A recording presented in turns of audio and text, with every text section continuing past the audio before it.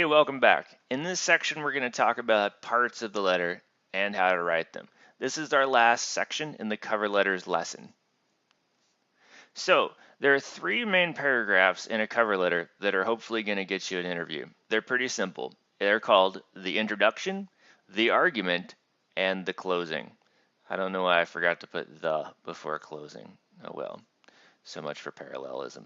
Anyhow, so your introduction sort of situates you in some kind of context, and it tells why you're applying, and then briefly touches on qualifications. So who you are and why you're applying.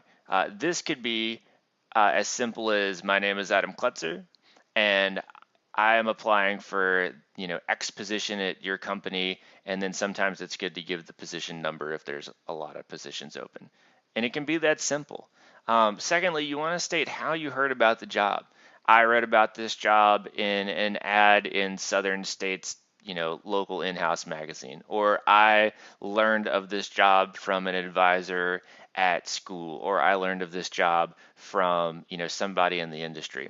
If it's somebody and you think that they're, important, you want to mention them because again, as an employer looks at a stack of resumes, a lot of these people are, nameless and faceless. And so if you can make yourself stand out by providing yourself some context, then that's good for you. So if you mention somebody that the hiring authority at this organization knows, then you're no longer just this kid off the street. You're some kid that Bob knows, and then this person can go and talk to Bob about you, whoever Bob is. Anyway, you see what I'm saying? You also want to bring up any previous conversations that you may have had with the person that you're writing to. So, for example, if the way that you heard about the job was from a career fair here at Virginia Tech, and you talked to the scout who's also in charge of hiring, you can say, we met at the Virginia Tech career fair and we talked about this and you encouraged me to apply. And then you're no longer a nameless, faceless kid. You are somebody that this guy talked to and maybe hopefully will remember, if you can jog his or her memory. And then the last thing that you want to do in the introduction paragraph is briefly mention your interests and qualifications. And this is a kind of a tricky segue to do, but it is a segue. You want to talk about why you think you're qualified in a very general sense. And then what that does is it leads us into the second section, which is called the argument. Here's the argument. The argument is, again, you pick your 2 to 3 most important qualifications. Most important meaning, what the potential employer will want to hear. And then ask yourself 2 questions. How can I show I'm qualified for this position and a good match? And then what experience do I have that I can use to demonstrate these claims, okay? And so whenever you only have the first one, your cover letter kind of rings hollow, so you're just basically making a bunch of claims without any kind of way to back it up. And so I don't know that this is, it's not a strong case because you're just bragging on yourself. But if you can say that you would be beneficial to the company and and then back it up with specific examples from things that you've done in the past, then it's like a 1-2 punch. I say, wow, this guy, he's saying that he can do all these things and he's given me examples where he's done them before. And then that's a much more powerful argument. All right, so some other general things about the argument. You want to show the reader that you possess the skills that he or she seeks and convince the reader that the organization will benefit from hiring you. And again, like we talked about in the section on audience, like this cover letter and resume process is not really about you. It's about the person that's hiring and what their needs are. And so I think a lot of times when people, like you and I approach applying for something, our job, is to demonstrate that we're good enough. And that comes from some very personal place. Like we just want to show that we're qualified. And we think that if we are qualified and we can just show that we're good enough, that we'll get the job. And that's not always the case, okay? Because a lot of times, most of the people that are, applying for a job are qualified. And so a lot of times it comes down to fit and who can make the best case. And so if you can go the extra step of not just showing that you're qualified, but also showing that you will be of benefit to the company, and then give some specific examples of how you will benefit the company, then that does a lot of the work for the hiring authority. Like they don't have to think through it. You're just explaining to them they're going to be how you're going to be beneficial, and that takes a step out. And I think that makes you more competitive. Again, you want to keep an upbeat and professional tone. Don't berate yourself. Don't, make any concessions about, your experience. Just, lay out there what you're good at, and let them berate you later. And then again, don't explain your whole resume, but do refer to it. Because again, this is a cover letter. Its job is literally to go on top of the resume and then, to cover it and then, kind of set up the reader for what they're about to be looking at. So definitely at some point in the cover letter, refer to your attached resume to let them know that it's with it, and then try to call their attention to some key points in there. So here's an example of somebody, using that 1-2 punch that we talked about of saying I have these skills and then giving specific examples. This person has also done a good job of couching it in a storytelling style because, you can list things all day long in your resume, but what your cover letter does is it shows that you're a person. So this says, my communication skills in the workplace have grown because of my internships. When I was an intern at Newberry & Jones, I wrote memos and letters to customers and colleagues on a daily basis. This experience taught me to write professionally and to the point, okay? And so what this person has done is they've given some context for themselves. I was an intern at Newberry & Jones, and that, that helps me understand where this person has been and on what trajectory they're on. And it comes across so much better than I can write memos and letters, because those are very factual things that you can do. But she not only does that, she backs it up. And then I think the most important thing that she does is she converts it. I'm assuming it's a she. I don't know. She converts it to skills that they can understand. So this experience taught me to write professionally and to the point, so concisely and professionally. And those are skills in the workplace that people need.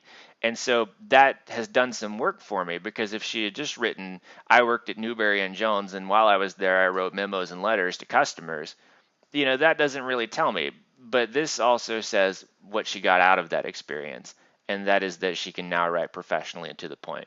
Hopefully that makes sense to you all.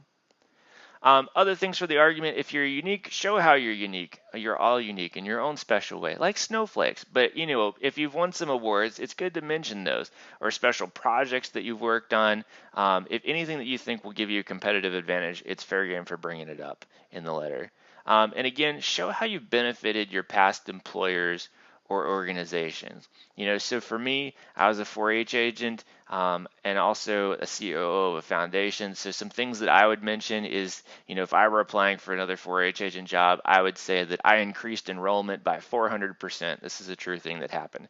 And that's a specific thing that I can give that then they can then say, oh, well, if I hire this guy, he may be able to do that for me, and then I'll have 400% more 4-Hers. Hopefully that makes sense. And then for the for the foundation job, I can say I raised $1.2 million, and people get excited about that.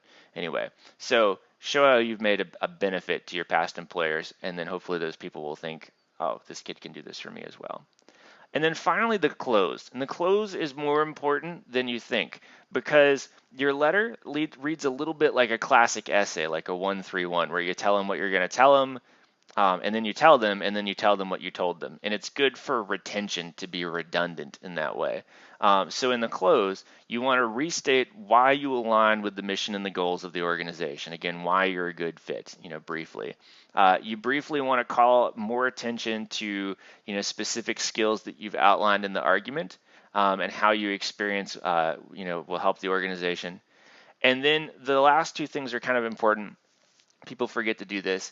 Tell your readers that you're going to contact them. You say, I'll follow up within 2 weeks to make sure that you got my letter.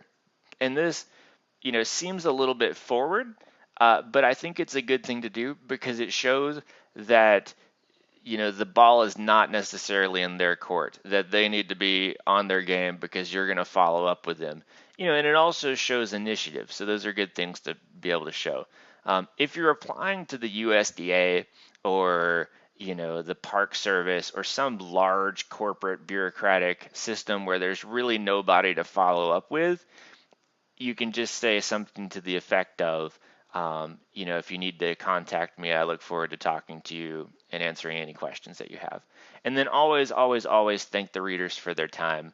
It's their job to read these letters, but if they read all the way to the end, then you should thank them for that. So here's an example of one that's applying to like a smaller operation where there is somebody to follow up with. And this is a good example of a close. And so this person just says, I'm eager to speak with you and discuss my possible contribution to Country Press, as I feel my experiences in communication and customer service will be an asset to the company. So right there, she has said that, she wants to follow up with him, that she's listed some key skills that she has that she wanted to highlight, her past experience in communication and customer service. That's what I'm talking about. And she's again stated that she thinks she'll be a benefit to the company. I will be in touch with you within 2 weeks, and if you need to reach me, you can call me at this number or email me at that. So she's showing initiative. I'll be in touch within 2 weeks, and then finally, thanks you for your time. Here's the last one for like a larger, more corporate thing where there's nobody really get in touch with. She just says, I'm eager to speak with you and discuss my possible contribution to Country Press, as I feel, again, my experiences in communication, blah, blah, blah. Please feel free to contact me or email me at this, just showing that you're willing to discuss with them any questions that they may have. And then she thanks them. So let's finish up these last two sections, which are the right words and some other tips. So this is actually kind of sad now. I had this up before, and then Robin Williams recently passed away. This was from Dead Poets Society. If you've never seen it, you should go and rent it. It's a great movie. The right words are important in a cover letter because, letters are built of words. So it's kind of like building a house and using the wrong kind of bricks if you don't get the right words. So try to use action verbs that convey motion or progress or whatnot. And again, in the resume section, there is that Auburn University resource, and at the bottom of it, there's a whole list of really good action verbs that you can pull from. So try to use strong, meaningful words, and that's why I actually pulled this example. So he says, so avoid using the word very because it's lazy, and very is very lazy. Because what does it really mean? So a man is not very tired, he is exhausted. I'm not very sad, I'm morose, and so on and so forth. Don't use cliches. Cliches are sort of